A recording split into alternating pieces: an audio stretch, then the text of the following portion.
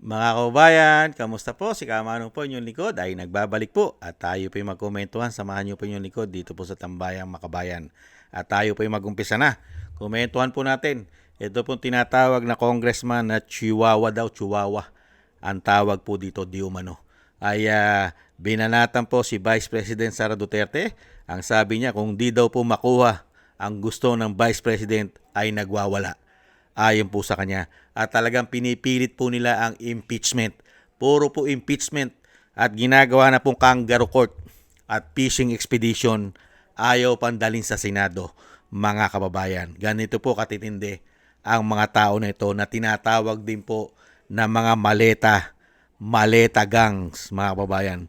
Grupo po ng mga maleta, mga sindikato ng mga maleta daw po, di umano. Pakinggan po natin ang tinatawag na Chihuahua di umano. Na siya po ay ma-try dito sa impeachment dahil ito pong impeachment, ito po ay test of fitness ng ating mga leader. So could you imagine sa 2028? Sa 2028 siya po ay lalahok sa pagkapangulo. Hindi po ba napakahalaga na malinis niya ang kanyang pangalan? Dahil paano po yan? Kagaya po niyan, bigla po siyang biglang magwawala, magagalit po at kung ano-ano po ang sasabihin niya. Paano yung mga diplomacy? Paano po yung kagaya po ng aking binabanggit kanina na paano kahaharap sa ibang mga bansa kung hindi mo makukuha ang iyong gusto, bigla ka na lang magwawala at magte-threaten ka. So that is not how you do it as a leader of the country. Because lahat po ng act ng leader ng bansa ay po pwedeng makaapekto sa bansa at sa buong mundo. Kagaya ng kinakasakas ng ating nararanasan ngayon, which is itong oil crisis. Kung ikaw ay pinagkatiwalaan ng worth 600 million na pondo sa iyong departamento at sa iyong opisina, paano pa kaya pag ikaw ay naging Pangulo ng Pilipinas kung saan trilyon na ang hahawakan mong pondo?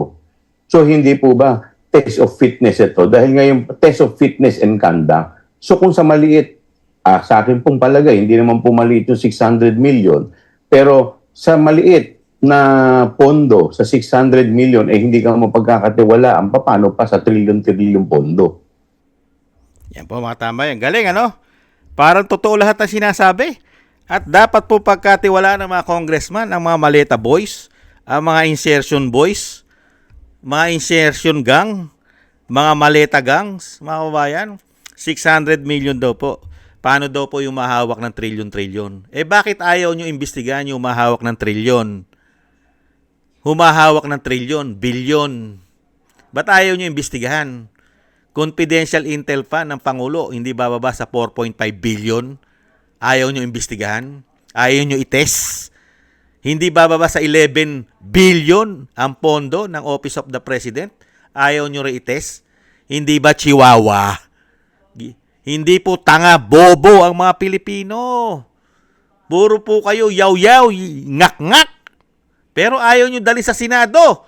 Iniintay na kayo ng Vice President, dali nyo na sa Senado lahat ng sinasabi nyo na dapat ay sagutin ng impeach, dapat i-impeach at dapat sagutin ng Vice President lahat ng binibintang nyo. Bakit po fishing expedition pa rin? Nasaan na ang impeachment? Ang pinali ng impeachment ay sa Senado, hindi po dyan sa inyo. Hindi po ba mga gago ito? Di umano. Hindi po ba mga ulol ito? Di umano. Hindi po ba? Hindi po ba mga magnanakaw ito? Di umano. Hiyang-hiya naman po tayo dito kay Chihuahua na tinatawag. Hiyang-hiya naman kami kay Maleta Boys. Hiyang-hiya naman kami sa mga insertion. Bilyon ang insertion. Walang korupsyon. Yung mga maleta, walang korupsyon. Hindi po kami tanga. Huwag nyo kaming gawin tanga, Chua. Huwag mo kaming gawin tanga at bobo, Chua. Huwag ka mag-alala dahil alam namin takot na kayo. Hindi po ba? Ni ayon man lang ninyo imbestigahan ng COA, ito mga hindot na ito. Nakita niyo po, binaliwala po nila ang ahensya ng COA. Napakarami po nila ibinipintang sa pondo ng Vice President. Pero ayaw po nila imbestigahan ng COA. kung tama po ba ang paggamit ng pondo ng isang ahensya ng gobyerno katulad po ng Office of the Vice President. Kung sila nga, hirap na hirap silang imbestigahan ng COA dahil sarado libro nila. Yung mga hindot na yan. Di po ba? Kaya dito po mga kababayan, talagang iinit ang mga ulo mo at mga bunbunan mo rito sa mga tao na ito. Naubod po ng kakapal ang mga pagmumuka at pilit pong dinadala ang issue ng korupsyon sa Vice President. Samantalang po ang lahat ng pondo ng bansa ay halos sa kanila po umiikot. Isang damukal po ang nakukuha nila na pondo, lalong-lalo kung ikaw ay kaalyado pa. Di umano. Hindi po ba? Kaya nga po tayo inip na eh. Dahil itong grupo na ito, itong grupo ng mga Maleta Boys, o itong grupo ng mga sindikato ng maleta at sindikato ng insertion at sindikato ng mga alokables, di umano, inip na po tayo.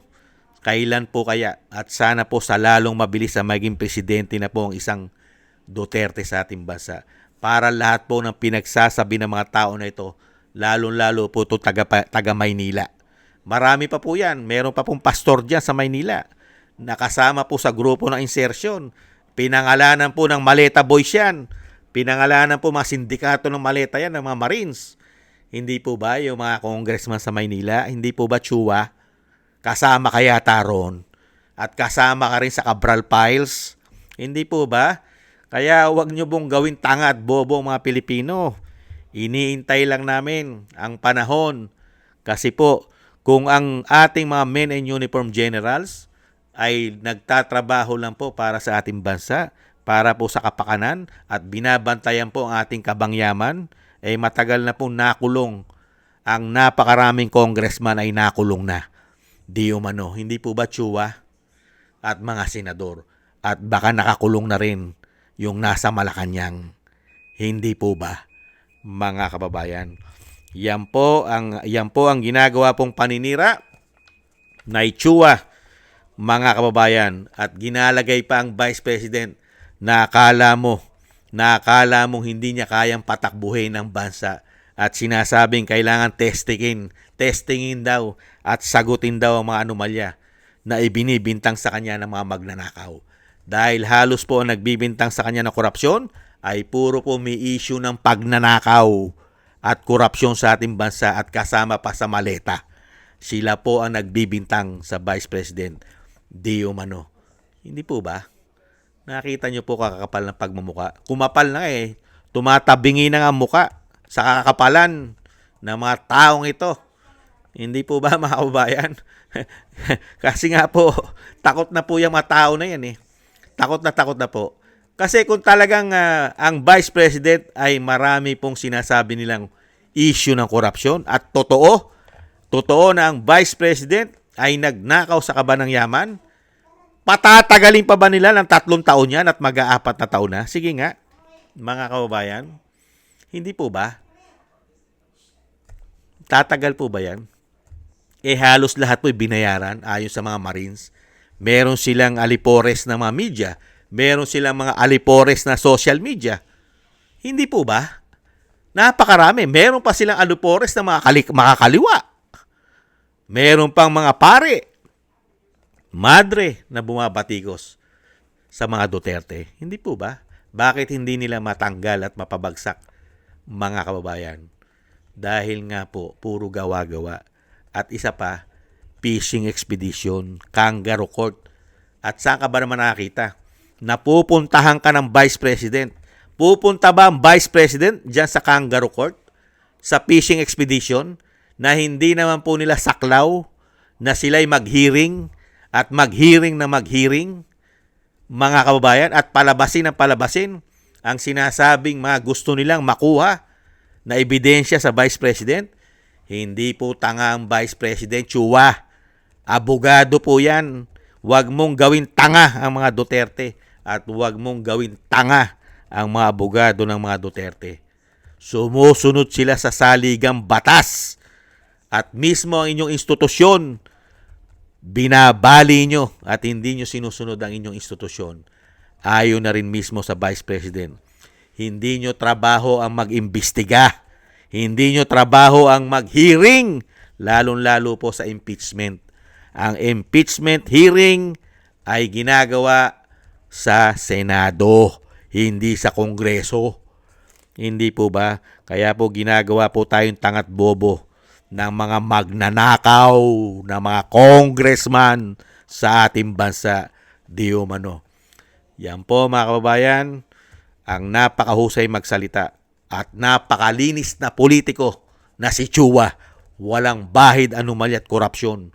Walang insertion, walang maleta issue. Napakalinis. Kaya po darating ang panahon, makikita po natin ang mga hayop na ito umano sa kulungan. Hindi kaya? Maraming salamat po mga kababayan. Sana gusto po ng ating tambayang mga kababayan sa YouTube at TikTok. At ganoon din po sa ating mga subscribers at sa patuloy na nagsusubscribe. Maraming salamat po sa inyo. At syempre po mga kababayan, sa mga nagko-comment, like, share, and subscribe, mabuhay po kayo. Thank you po sa inyo. Shoutout po sa inyo lahat. At ganoon din po sa mga nagbibigay po ng tulong at biyaya.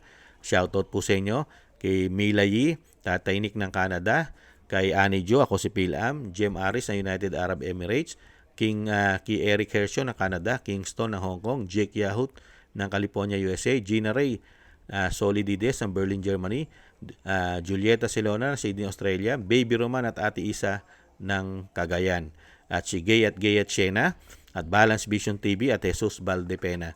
Thank you po mga kabayan, at ingat-ingat po kayo, lalo-lalo po sa inyo po mga paggawa. God bless po sa inyong lahat. Muli po, tis lang po tayo. Bye-bye!